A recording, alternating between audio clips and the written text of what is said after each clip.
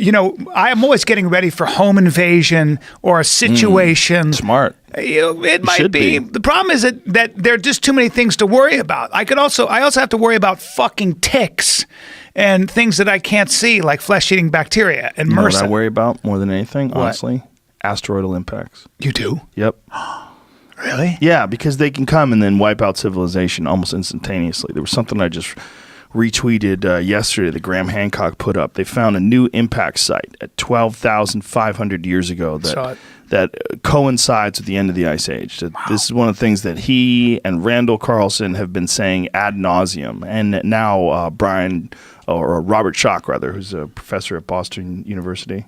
Did you hear about the explosion, the meteor that exploded in December? Yes. That's what you're going to bring December. up. Yeah, this meteor that exploded in December had something like 50 times the Was that amount on Earth, of though? power in the atmosphere. Oh, okay. 10 times. atomic bombs. Jesus. 10 times the power of the atomic bomb that exploded in Hiroshima. Wow. Yeah, and it exploded in our atmosphere. But no, there's this impact that they think happened. And well, there's two concepts. Robert Schoch thinks that it might have coincided, these impacts might have coincided with, he believes there's a great deal of evidence for a mass coronal ejection, that there was some sort of a solar flare, a massive solar storm that happened, which can periodically happen every few thousand, every few hundred years, something can happen. Yeah. And when that does happen, it just wipes out everything. And he said that there was thunderstorms. It's like they said thunderstorms or lightning storms that were like the hail that was coming out outside that we filmed today. Yeah. But like lightning. Put that back up, please.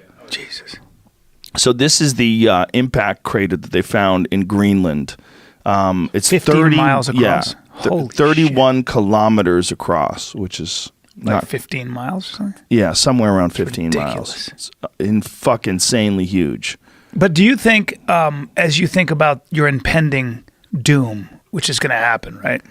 I just worry about the civilization being. We're so dependent upon electricity and any small catastrophe. Oh, they have an impact video of where it hit.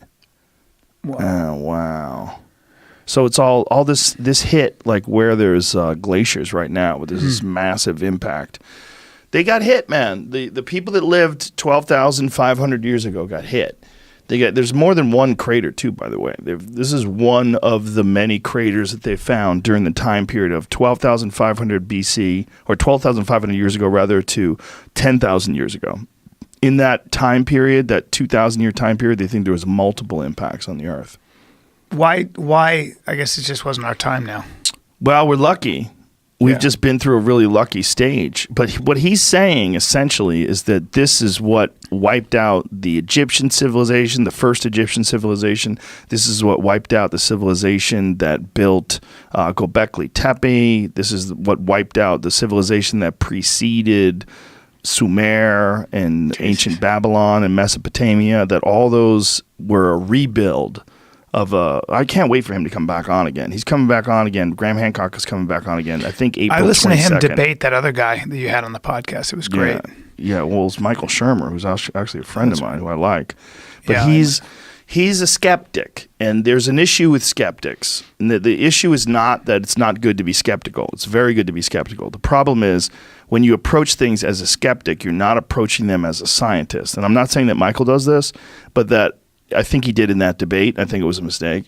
People, they approach these things looking to debunk them rather than objectively assessing all the possible evidence. Right.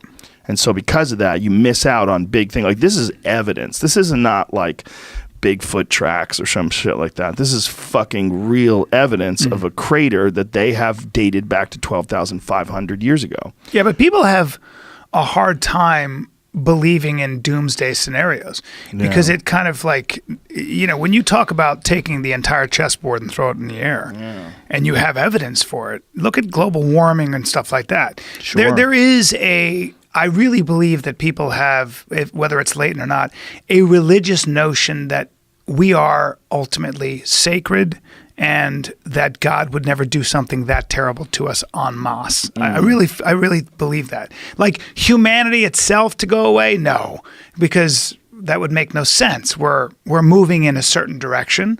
We're making progress. There's this sort of neural net. It's becoming easier to understand what it is to be each other.